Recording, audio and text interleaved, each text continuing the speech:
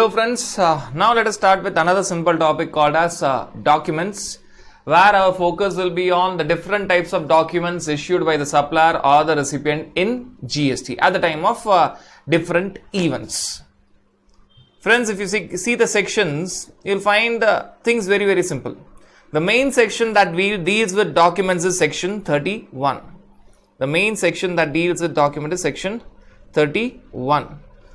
Right? It talks about your tax invoice, it talks about your bill of supply, it also talks about a document called as receipt voucher and refund voucher. It also talks about something called as payment voucher. In addition to that, it talks about a scenario where you're talking about revised tax invoice. Friends, I'll tell this revised tax invoice has got nothing to do with revision of invoice. We'll discuss what is exactly revised tax invoice. Plus, it also talks about when you talk about a scenario where you're talking about delivery challan. Delivery challan. Right. So, when you talk about the main section of this chapter is section 31, which talks about various types of invoices. Various types of invoices. Be it tax invoice, be it bill of supply, be it receipt voucher, refund voucher, be it payment voucher, be it revised tax invoice, be it delivery challan. So, when you talk about tax invoice, it is discussed in Rule 46, Rule 47, Rule 48. Section number is only Section 31. Section 31 read along with Rule 46, 47, 48. This 46, 47, 48 basically talks about contents of tax invoice, time limit for tax invoice, that is due date of tax invoice, which you have already discussed partially in your time of supply chapter, and manner of issuing invoice, whether duplicate copies or triplicate copies. And invoice in special cases is discussed in Rule 54. The moment you talk about invoice in special cases, that is discussed in Rule 54. Rule 54. And the moment you talk about your bill of supply, that is discussed in Rule 49. So, if you talk about your invoice, it is discussed in your Rule 46, 47, 48. When you're talking about the contents of tax invoice, or when you're talking about time limit, or when you're talking about manner of raising invoice. In these three rules respectively, 46, 47 and 48. And when you talk about invoice in special cases, that will be discussing in the end. It is discussed in your Rule 54. Rule 54. Invoice to be issued in special cases. And when you talk about your bill of supply, it is discussed in Rule 49. And when you talk about both tax invoice and bill of supply, basically friends, we already discussed tax invoice when you're talking about a supplier under regular scheme supplying 5%, 12%, 18%, 28% goods. And bill of supply is in two categories. A supplier under regular scheme supplying 0% items, that is exempted goods or services, or you're talking about a supplier under composition scheme. A supplier under composition scheme. When you talk about 46A, and there's a rule called as 55A, they are commonly talking about both tax invoice and bill of supply. Now, you have two rules, 46A and 55A, which talks about both tax invoice and bill of supply. Friends, what is 46A? 46A talks about a combo document. 46A talks about a combo document. Combo document is nothing but tax invoice come bill of supply. Tax invoice come bill of supply. So, that is discussed in 46A, in which scenario we will discuss when we are discussing all the concepts in depth. 55A talks about a scenario where it tells that the moment there is removal of goods, the instance where you talk about the goods being transported or the goods being moved from one place to another. It only talks about goods, my friends. The moment you are talking about transport of goods, the moment you are talking about transport of goods, the transport of goods, if it is supply, it should be accompanied by tax invoice or bill of supply. And if it is not supply, it should be accompanied by delivery challan. The moment you have any transportation of goods, the moment the goods are removed and they are being transported, if at all it is supply, it should have either tax invoice or bill of supply. If at all it is not supply, it should have delivery challan. Friends, delivery challan is discussed in your Rule 55. Rule 55. So that you have to understand. Now you'll find, friends, that few rules are missing in between. Invoice was discussed under 46, 47, 48, 54. Bill of supply 49.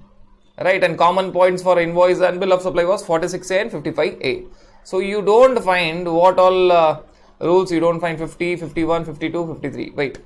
50 and 51 talks about special circumstances where you talk about receipt voucher and refund voucher. Friends, you have to understand that this receipt voucher and refund voucher will be there only when you talk about advances. Only when you talk about advances. So only when you talk about advances, you have something called as receipt voucher and refund voucher, right? And basically, friends, we have discussed in time of supply that only when you're talking about supply of services, GST is attracted on advances. So at that point of time, you'll have something called as receipt voucher and refund voucher, my friends. Now, when you talk about the next document, payment voucher, that is discussed under Rule 52. Payment voucher is applicable, my friends, when you talk about reverse charge mechanism. When you talk about reverse charge mechanism, transaction when it is falling under reverse charge mechanism, payment voucher should be given. So that is only when you talk about your reverse charge mechanism, right, in a special scenario. And friends, the last rule here with respect to section 31 is Rule 53. 55 we already seen in the literature, and Rule 53 talks about your revised tax invoice when you're talking about taking the GST registration for the first time. So you're talking about being registered in GST for the first time, or I'll write it as GST registration. Only you are taking registration in GST for the first time. There will be an instance where you have to convert your accounting invoices. You are converting your accounting invoices to GST invoices. The process of converting your accounting invoices to GST invoices is called as revised tax invoice, my friends. Friends, it has got nothing to do with revision of invoice. Don't confuse with the term use. It has got nothing to do with your revision of invoice. Rather, revision of invoice is done by way of credit note and debit note, which is under your section 34. So if at all you're talking about revision of invoice, it is under section 34 read along with Rule 53. The same Rule 53 which talks about your revised tax invoice. So section 54 read along with section 34 read along with Rule 53. Section 34 read along with Rule 53 talks about another or the last type of document, which is debit note and credit note. Now, this is the only document which is not discussed in section 31. Rest all the types of documents are discussed in section 31. But when you talk about debit note and credit note, they are discussed in section 34 read along with Rule 53. Section 34 read along with Rule 53. This is Rule 53 which talks about even revised tax invoice. Rather, Rule 53 talks about two things. Conversion of your accounting invoice to your GST invoice, that is revised tax invoice. And when you talk about your debit note and credit note. The only difference is when you talk about revised tax invoice, it is section 31 read along with Rule 53. And when you talk about debit note, credit note, it is section 34 read along with Rule 53. So that is the difference that you have to appreciate. Now you'll tell friends, okay, we have understood the document section, that is section 31 and 34. What are the sections in between? Sections in between are quite simple sections where you talk about your a new section, section 31A, which talks about notified suppliers. Not all suppliers, notified suppliers should give the facility of digital payment to the recipient. So notified suppliers, government will notify few suppliers, big suppliers who have to give the facility, of digital payment to their recipient. Recipient, whether or not he is paying through that facility is not important. They have to give facility to the recipient to make the payment via certain digital mechanism. Digital transfer facility should be given by the supplier. Which suppliers? Only notified suppliers to the recipient. Section 31A. 32 talks about a very simple concept. Section 32 tells that if at all you are unregistered person, you cannot collect tax. Very simple concept. Section 32 tells that if at all you are unregistered person, you cannot collect tax. And 33 tells that if at all you are registered person, only then you can collect tax, and you should give the breakup of tax and GST. You should give the breakup of price and GST. See, section 32 and 33 has to be read together. If at all you are unregistered person, you cannot collect tax, you cannot collect GST. And if at all you are registered person, section 33, you can collect tax, which is allowed by law. You cannot collect higher tax. You can collect tax what is allowed by law. Plus, you should give the split up of your price and tax. You cannot have a combo amount. You have to give the split up of price plus GST or charges plus GST. So that breakup has to be given. My friends, I'll tell again, when you talk about these three sections, 31A, 32, 33, they are only conceptual sections. They don't have any rules associated with them, because whatever they want to tell, they have said in section itself. They are only purely conceptual sections. Purely conceptual sections. The moment you talk about section 31A, 32 and 33, they are purely conceptual sections. Purely conceptual sections which don't have any rules. They tell a very simple concept and they stop there. Right. Friends, if at all I want to explain all these types of documentation in terms of your basic chart, we can have an understanding in a very simplified way. So the first subtopic where we are going to understand the basic provisions of document, we will try to understand what are the different types of documents and how to understand that. The first subtopic that we are having is basic provisions of documents. What are the basic provisions of your document? So here we'll be talking about the various different types of invoice that we have already discussed, right? Whenever there is supply, you have a document called as tax invoice or bill of supply. If at all there is no supply, you have delivery challan. And the process of converting your accounting invoice to GST invoice is called as revised tax invoice. And friends, if at all you're talking about advances, you may talk about your receipt voucher and refund voucher. And friends, if you're talking about reverse charge mechanism, you may talk about self invoice and payment voucher. And friends, if you want to change the content of invoice, if you want to give discounts or you want to charge extra escalation price, then you have to talk about your credit note and debit note. Again, you're talking about various types of documents which are there under GST. And before we start even the basics of documents, first thing that you have to understand is whenever you're talking about document, first you should know the definition of document. What is the definition of document? Section 2 clause 41. Section 2 clause 41 defines document. Section 2 clause 41 defines a document. Section 2 clause 41 of what? CGST Act. It tells that a document may be a written document or it can be a printed record. It can be a written record or it can be a printed record of any sort, or it can be electronic record as defined in Information Technology Act 2000. See friends, what are they trying to tell?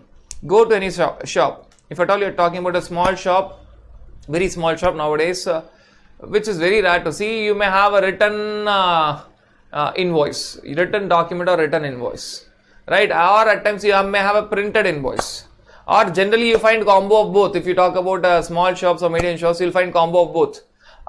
In the letterhead of the company will already be printed. So invoice will have certain things which are already printed. Say for example, the name of the company or the firm or the proprietorship concern, their address, their GST number, etc., serial number, etc., will be pre-printed.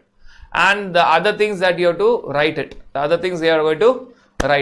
So it can be purely written, which is very rare now to see, or it can be a printed set of document or printed record, or it can be combination of written and printed, or it can be combination of written and printed. Few things are printed and the other things basically where you're talking about the goods or the services and the price plus GST, you're going to write it. So it can be purely written record, or it can be a printed record of any sort, or it can be combination of printed and written. Plus it also can be an electronic record as defined in Information Technology Act, which means you don't even take printout. You generate an invoice via a software that you're using, say for example Tally or any other SAP that you're using, and that document you send it via mail. You can digitally sign it.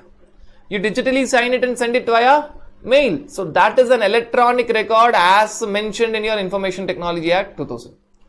So the record or the document, basically we are talking about document which is defined in section 2 clause 41. It tells that a document may be written or printed, or it can be combo of printed and written, or it can be an electronic record. It can be an electronic record as defined in your Information Technology Act, which means that you generate an invoice on your software, you digitally sign it and send it by mail. So it is an electronic record in terms of your Information Technology Act 2000. So this you have to understand. The definition of document as per section 2 clause 41. Written, printed, electronic. Written, printed and electronic record as per your Information Technology Act. Now friends, there are few important thumb rules that you have to understand. And friends, before we take the thumb rule, first we'll take the thumb rules and we'll talk about the different types of documents. Few important thumb rules that you have to understand. The moment you're talking about document, the moment you start talking about your document, you have to understand few thumb rules.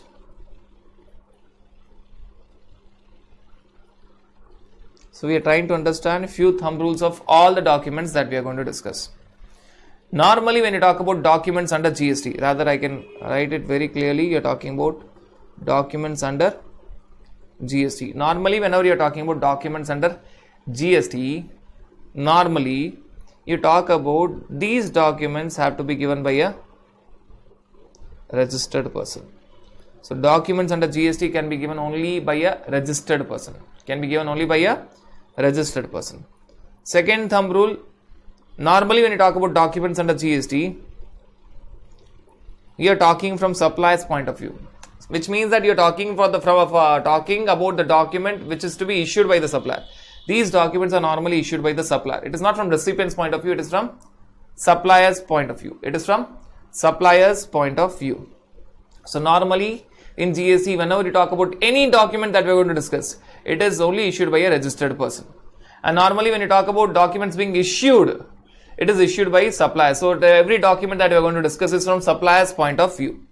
Now there are exceptions to the thumb rules. There are exceptions to the thumb rule. Exceptions means in certain scenarios, document can be issued by unregistered person. In certain scenarios, document can be issued by unregistered person. Unregistered person can also issue document. And the only exception for here is nothing but delivery challan. Delivery challan is a document which can be issued even by unregistered person.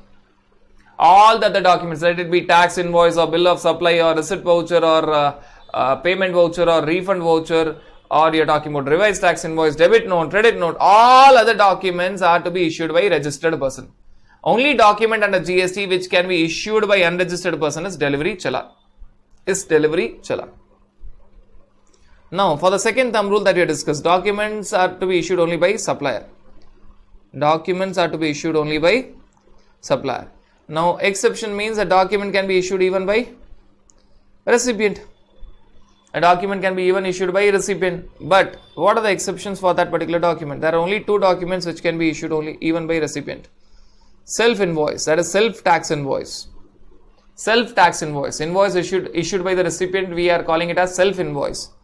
And when you talk about payment voucher, and both these comes only when you're talking about, both these concepts comes only when you're talking about your reverse charge mechanism. Both these documents are there only when you're talking about reverse charge mechanism.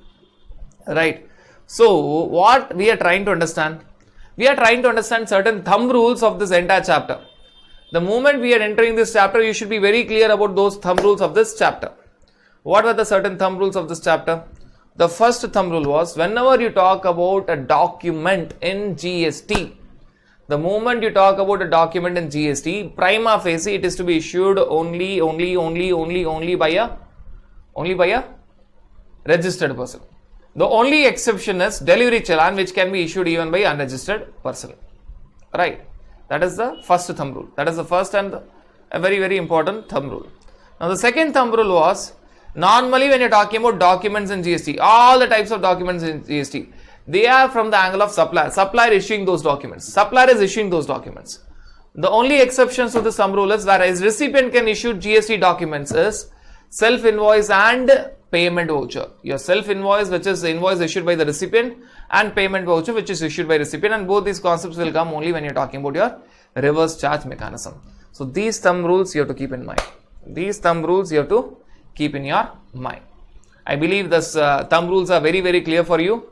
Right, let us totally close, understand this and close this once for all. Documents are only issued, documents under GST are issued only by a registered person. Exception is delivery challan. Right. When I am using registered person, I am trying to tell both supplier or recipient. So registered person, exception is delivery challan, which can be issued even by an unregistered person. Second thumb rule, when you are talking about second thumb rule, documents under GST are only from the point of view of supplier. Supplier is issuing all those documents. Exception is self-invoice and payment vouchers. These are the documents which are issued by registered recipient when you talk about reverse charge mechanism. So these are the only two documents, self-invoice and payment voucher, which are not issued by the supplier, but they are issued by the registered recipient. So this thumb rule you have to understand, and other concepts will come automatically. Now, before we even understand other parts, let us try to understand all the documents in a very simple manner. If at all I were to summarize all the different types of documents in a very simplified way, now I can summarize them in different angle, right? So how to summarize all the different types of documents when you talk about situations, right? First, you are talking about movement, right? If at all an activity results into supply, if at all an activity results into supply, if there is an activity which is supply, if at all there is an activity which is supply, right, then the document is, then friends, the documents is tax invoice or bill of supply. Tax invoice or bill of supply. If at all you are talking about an activity, say for example movement of goods, or normal activity when you talk about services, if at all there is movement of goods which results into supply, if at all there is movement of goods which results into supply, if there is supply, there is tax invoice or bill of supply. If there is just mere movement of goods but no supply, then it is delivery challan. If at all there is an activity which results into supply, you are talking about tax invoice or bill of supply. And if at all you want to understand more about tax invoice and bill of supply, you are talking about what? Tax invoice is issued by a regular taxable person when the rate is 5% or 12% or 18% or 28%. Bill of supply is issued by a regular taxable person only for exempt supply when the rate is 0, or generally it is issued by a composition taxable person. So one part, that bill of supply is issued by composition taxable person, we have clearly understood when you discuss your small dealers. Now there is an extra information. Even a regular taxable person can issue bill of supply if at all the supply happens to be exempt supply of goods or exempt supply of services. Right? Delivery challan, you are talking about a scenario where there is no supply, so there is no rate. Delivery challan, you are talking about a scenario where you are talking about no supplying being there. So we are not discussing anything about that. So when you talk about activity, how this split up? If at all there is movement of goods which results into supply, if at all there is movement of goods which results into supply, if at all there is supply, tax invoice or bill of supply is a supporting document. If at all there is a supply, tax invoice or bill of supply is a supporting document. If at all there is a movement of goods but no supply, if at all there is something to do with goods, rather delivery challan, you have to understand that when you talk about your tax invoice or bill of supply, they are both for goods or services. Even when you talk about your delivery challan, if at all I want to tell in terms of supply, even delivery challan is for both goods as well as services in terms of supply, but it is there only for movement of goods. Friends, understand the difference. Movement of goods should be there. That supply can be supply of goods or supply of services. Say for example, I am renting the motor vehicle. Right? Say for example, you are talking about transportation services. See, movement of goods is there. Say for example, I am a supplier of, I am a DJ. Right? When I am DJ, I am performing at a particular event. I will be taking my instruments. So movement of goods is there, but I am supplier of service. So supplier can be supplier of goods or services. But here when you talk about delivery challan, we are focusing only on movement of goods. Movement of goods not resulting into supply. Supply can be that of supply of goods or services, but here the movement is only of goods. Supply can be of supply of goods or supply of services. Supply can be of supply of goods or supply of services. So if at all you are very specific about the term supply, supply can be of supply of goods or supply of services. But when you talk about delivery challan, you only talk about a scenario where there is movement of goods not resulting into supply. Alright, so that is the first way to understand when you talk about tax invoice, bill of supply and delivery challan. You know when you are discussing about which type of document. Now, if at all you are talking about the other type of document, supposing you are talking about your other two documents, where first scenario you are talking about revision of invoice, change of invoice, revision of invoice, and here you are talking about conversion of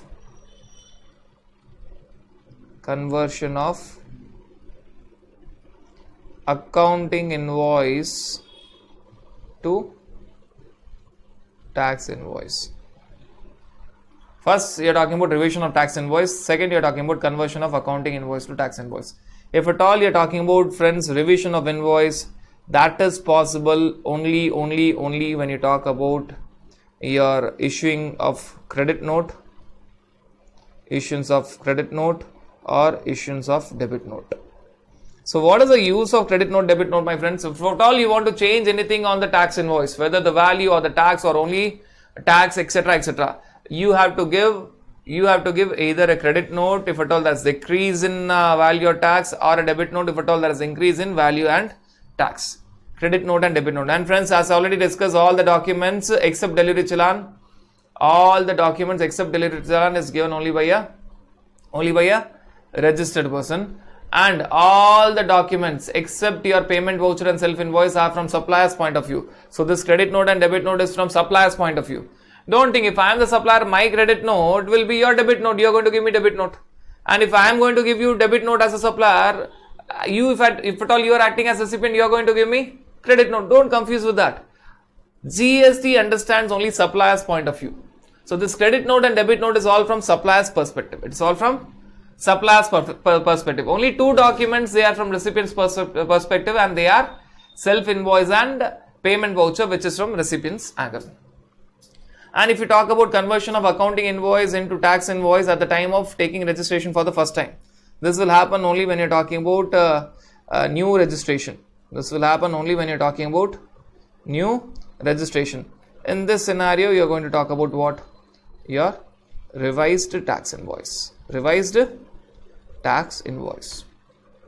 Right?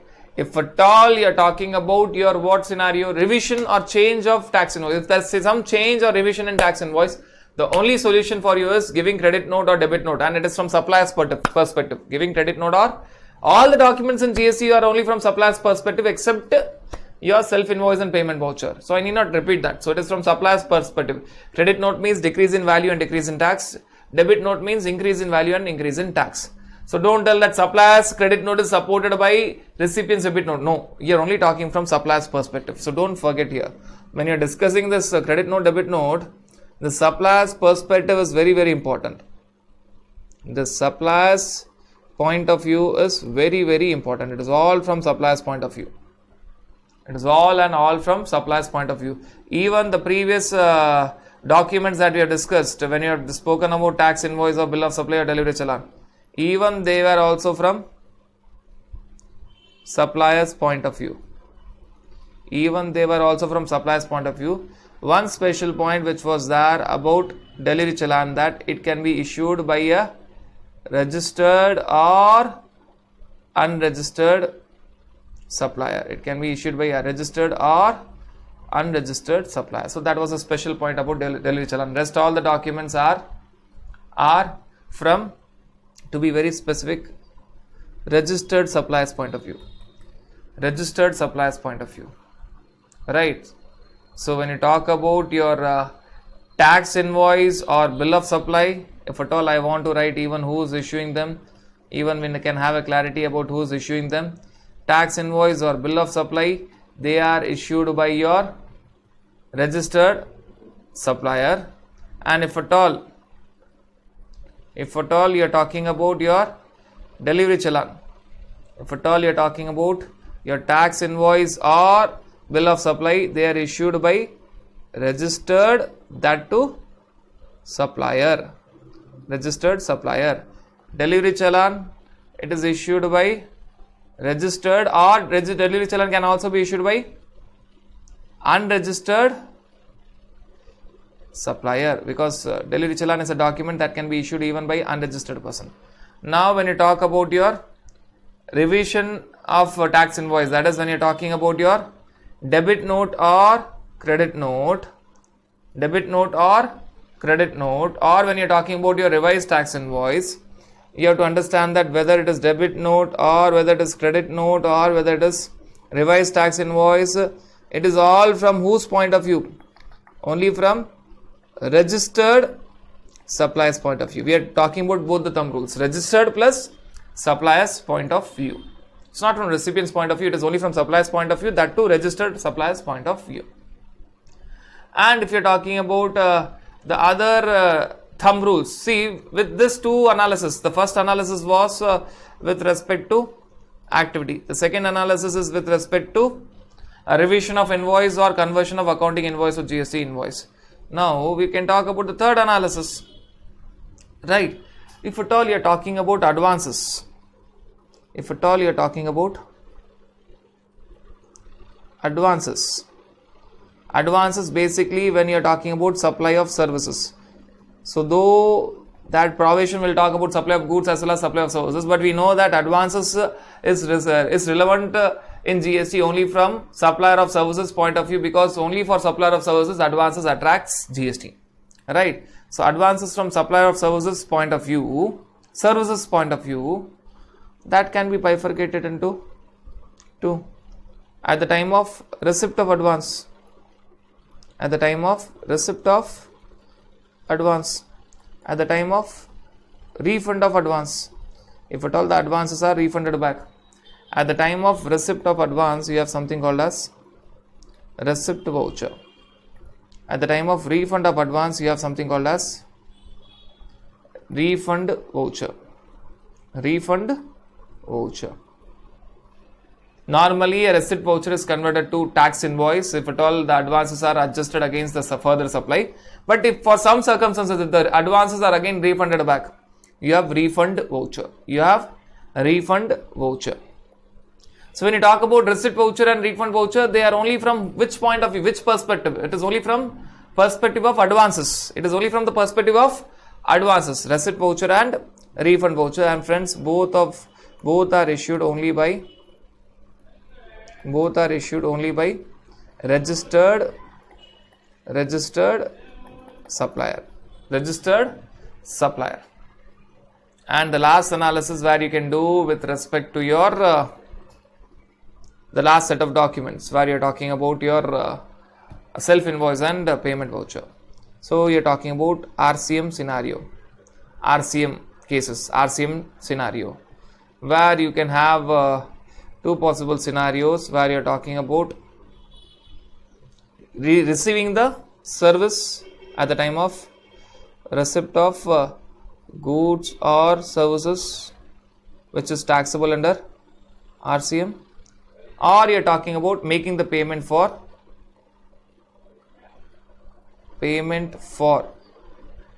goods or services under RCM. See, if at all it is a case under RCM, recipient will receive the goods or services under RCM, taxable or un-RCM, taxable under RCM, and for that receipt of goods or services, when he is receiving the goods or services, he has to make the payment.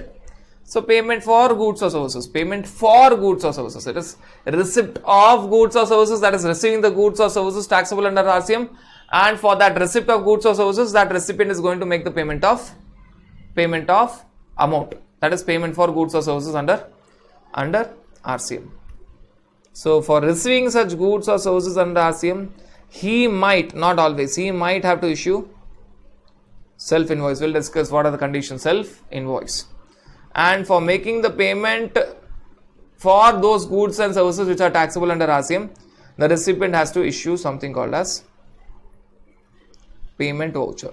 Payment voucher. Friends, this payment voucher has got nothing to do with receipt voucher. Receipt voucher and refund voucher, that's now we have discussed, they are the concept when you're talking about advances. Receipt of advances, receipt voucher, refund of advances, if at all it is there, refund voucher. They are issued by registered supplier. Now we are talking about RCM scenarios. In RCM, if at all the recipient is receiving the goods or services which is taxable under RCM, he might have to issue self invoice. He might have to issue self invoice because that's a condition.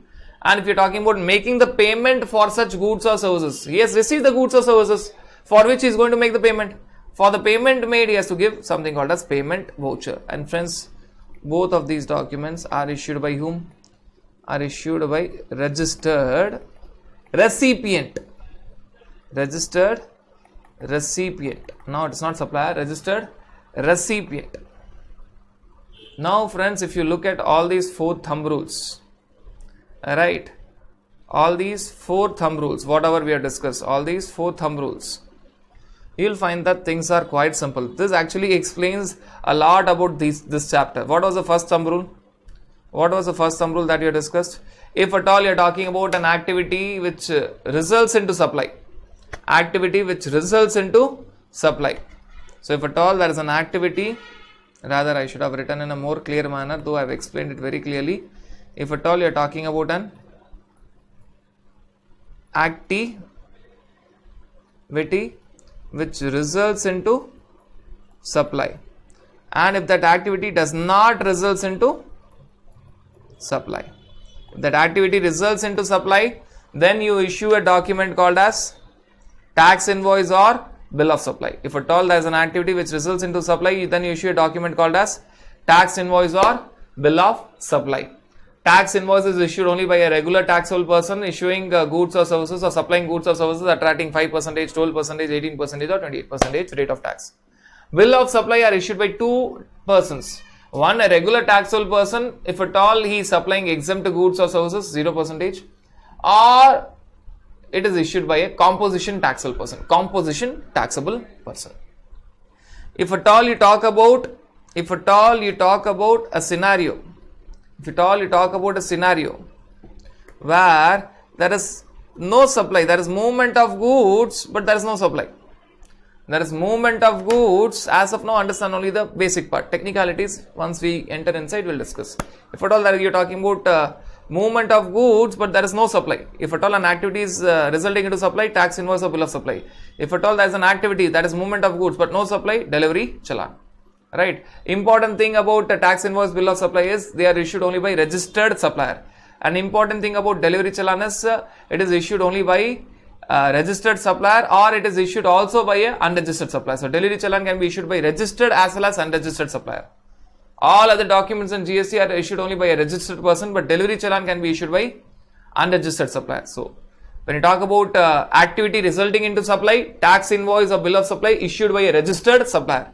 If at all an activity is there which is not resulting into supply, to be very clear, there is movement of goods but no supply, then it is delivery challan which can be issued by a registered or unregistered supplier. Registered or even unregistered supplier, which is very important. And second thumb rule, if at all you are talking about revision of invoice, tax invoice, then you go only by credit note or debit note. If at all you want to change anything in the invoice, whether decreasing or increasing the price or taxes, then it is credit note or debit note, right? Only from registered supplier's point of view. If at all you want to talk about changing your accounting invoice into GST invoice or tax invoice at the time of taking new registration, then it is revised tax invoice. Changing the invoice, revising the invoice is always with the help of credit note or debit note issued by registered supplier. But if you want to convert your accounting invoice without GST to tax invoice with GST at the time of new registration, then it is revised tax invoice, again which is issued by registered supplier. That is the second analysis of the types of documents. And the third analysis was again very simple. If at all you are talking about advances only from the angle of supplier of services. Why only from the angle of supplier of services? Please refer time of supply. In time of supply, only for supply of services, advances attracts GST. So we are not talking about supplier of goods. We are only talking about supplier of services. Now at the time of receipt of advance, there is a receipt voucher. At the time of refund of advance, if at all there is any refund of advance, there is refund voucher. Again, both these documents are issued by a registered supplier, not recipient, registered supplier. And the fourth scenario we are talking about RCM. If at all you are talking about receiving the goods or services under RCM, there might be a scenario where the recipient has to raise self-invoice. And if at all you are talking about making the payment for such goods or services taxable under RCM by the recipient, then the recipient has to raise payment voucher. And both these documents are raised by whom? Registered recipient. registered recipient. Now we are not talking about supplier, registered recipient, right? So this clearly depicts the different types of documents throughout this chapter. Rather, this introduction will cover mostly 20 to 30% of all the analysis. You know clearly that what is going to come, and we are going to come back to these flowcharts again when we have certain conceptual understanding. We'll come back here and try to understand. So if you understand all these 4 simple charts that we have discussed about different types of documents. Now if you see all these 4 charts, all the types of documents that we are going to discuss in this chapter are covered in all these 4 charts. So that you have to understand when you're talking about your different types of documents. Basic provisions of documents, where we are talking about the basic provisions, all these general rule and thumb rule we have completed. So the basic provisions of documents, where we are talking about different types of documents and the general rules and the exceptions, we have clearly discussed. Friends, there's something about e-way bill in all these thumb rules. First, understand that this e-way bill is not a normal document. E-way bill is a supporting document. E-way bill is a supporting document. So when you talk about e-way bill happens to be supporting document. And this e-way bill supporting document, when we discuss e-way bill chapter, you can understand e-way bill can be raised by a registered person or an unregistered person, or it can be given by a supplier or a recipient. So it works in all the manners, so that you need not remember this as an exception rather. Because first of all, it is not a main document, it is a supporting document. First of all, understand that e-way bill is not a main document, it is only a supporting document. It will, the first part of e-way bill will be the details of the main document. Right, so understand that first of all, e-way bill is only a supporting document. Only a supporting document. It's not the main document. So e-way bill happens to be your supporting document. And when we discuss e-way bill chapter, you'll have more clarity that e-way bill can be issued by a registered person as well as unregistered person. It can be generated by a supplier as well as a recipient. Understand, without the main document, you cannot have e-way bill. So the main documents are discussed in this chapter. The supporting document is discussed in a separate topic called as e-way bill. Supporting, why I am calling it as supporting document? Because part A of e-way bill will have the details either of tax invoice or bill of supply or delivery challan. Part A of e-way bill will have the details of what? Either your tax invoice or bill of supply or your delivery challan. So it is not the main document. It is only a supporting document through government's website, e-way bill portal. So it is only a supporting document. And if at all you want to understand a bit of your supporting document, that supporting document e-way bill which is generated on the portal, on a second common portal, which is generated on the second common portal. The first common portal is www.gst.gov.in, right, main portal which deals with registration, payment, return filing, etc, etc. The second common portal is www.ewaybillgst.gov.in. So in that second common portal, you will be generating e-way bill, right? So when you are generating e-way bill, a registered person can generate e-way bill, unregistered person can generate e-way bill. Supplier can generate e-way bill, recipient can generate e-way bill. So it doesn't fall in any of these thumb rules. So you have to take it separately. This clearly completes the basic introduction of the basic provisions of your documents. And once you are clear with the basic provisions of documents, moreover, those 4 charts that we have discussed very clearly, right? The first chart was about activity resulting into supply, tax invoice or bill of supply by registered supplier. Activity not resulting into supply, delivery challan by registered or unregistered supplier.